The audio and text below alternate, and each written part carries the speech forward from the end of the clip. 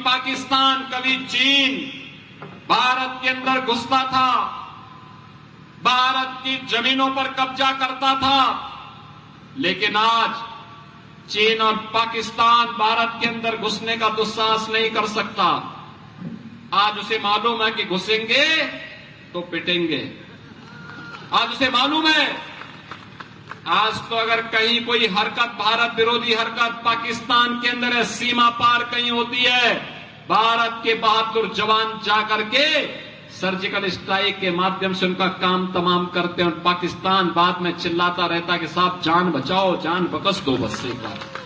कांग्रेस धारा 370 नहीं हटाई क्योंकि उसे मुस्लिम वोट चाहिए था। कांग्रेस जाति, मत और पंथ के आधार पर, संप्रदाय के आधार पर देश को बांटने वाली पार्टी है, क्षेत्र और भाषा के आधार पर देश को बांटने वाली पार्टी है। आपने राहुल गांधी का कार्य देखा होगा। जब देश में रहते हैं, उत्तर प्रदेश में आएंगे तो हरियाणा को कोसेंगे, केरल में जाएंगे तो उत्तर प्रदेश को कोसेंगे, और जब नानी के घर इटली जाएंगे तो भारत को कोसते हैं।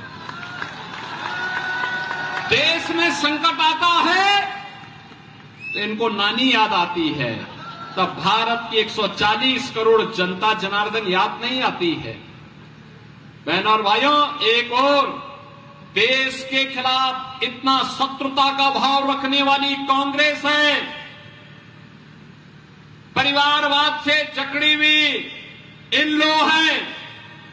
आम आदमी पार्टी है जो जेल और बेल के चक्कर में ही अभी पड़े हुए हैं, जिनका कोई ठिकाना नहीं है, जिनको केवल वादा खिलाफी करना ही जिनका एकमात्र पहचान बन चुकी है।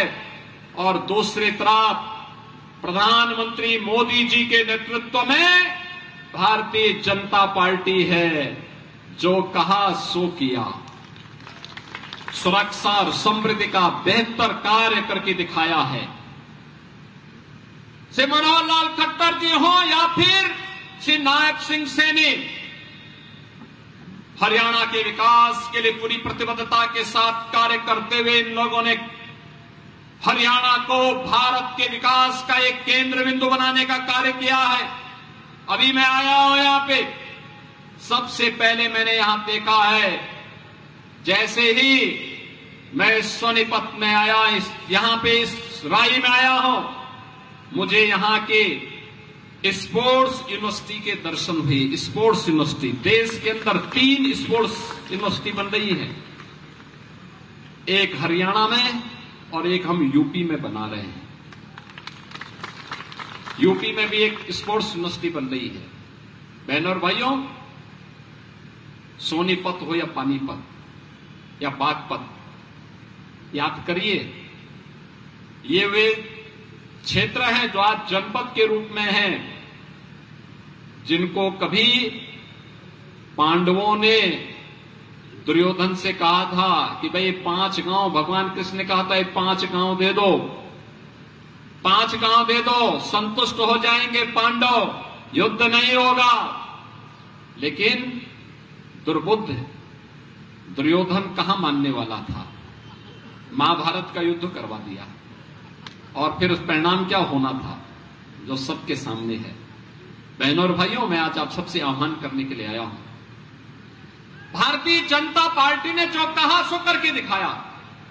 याद करिए, अभी कुछ दिन पहले यहां का एक नौजवान, भारत की सेना का जवान, भारत की सेना पर शहीद हुआ था।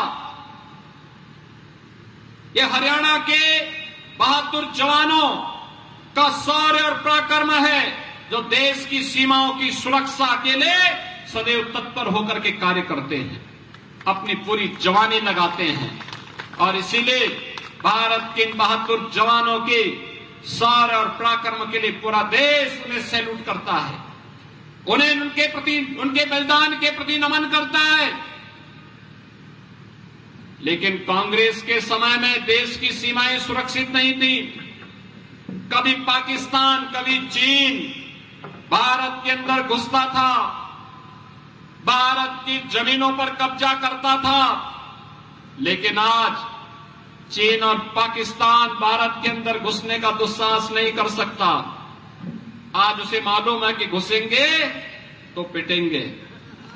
आज उसे मालूम है, आज तो अगर कहीं कोई हरकत, भारत विरोधी हरकत पाकिस्तान के अंदर है, सीमा पार कहीं होती है, भारत के बहादुर जवान जाकर के सर्जिकल स्ट्राइक के माध्यम से उनका काम तमाम करते हैं। और पाकिस्तान बाद में चिल्लाता रहता है कि साहब जान बचाओ, जान बकस दो बस एक बार। ये नए भारत की नई तस्वीर है जो अपने देश की सुरक्षा भी और भारत की संप्रभुता को भी सुरक्षा रखने के लिए एक जज्बा रखता है। और दूसरी तरफ बहनों और भाइयों, याद करिए, मैं आया, मैंने आपसे पहले आते ही कहा राम राम। अयोध्या में रामलला का भव्य मंदिर भी बन गया। 500 वर्षों का इंतजार समाप्त हो गया। आखिर 1947 में यह देश आजाद हुआ था, पंडित जवाहरलाल नेहरू देश के प्रधानमंत्री बने थे। उनका दायित्व था ना कि सबसे पहले अयोध्या में राम मंदिर बनाते। ये काम वो भी तो कर सकते थे, तब तो विवाद भी नहीं था इतना। लेकिन जब भारतीय जनता पार्टी की सरकार बनी, सारे विवाद समाप्त करवाए गए और आज अयोध्या में भगवान राम का भव्य मंदिर का निर्माण भी हो गया है। भव्य मंदिर का निर्माण हो गया अयोध्या में। भगवान राम का भव्य मंदिर 500 वर्षों के बाद रामलला अयोध्या में विराजमान हो गए। अयोध्या में इंटरनेशनल एयरपोर्ट बन गया। इंटरनेशनल एयरपोर्ट का नाम महर्षि वाल्मीकि के नाम पर रखा गया। माता सबरी भोजनालय जो चल रहे हैं, माता सबरी के नाम पर चल रहे हैं, क्योंकि भगवान राम के लिए जब वे वनों में भटक रहे थे तब माता सबरी ने अपने बेर उन्हें खिलाए थे। और इसीलिए उनके प्रति कृतज्ञता करने, ज्ञापित करने के लिए वहां की जो रसोई है, जहां वहां का भंडारा बनता है, वह माता सबरी के नाम पर है। बहनों और भाइयों, मैं आप सबसे कहने के लिए आया हूं, ये भारतीय जनता पार्टी है।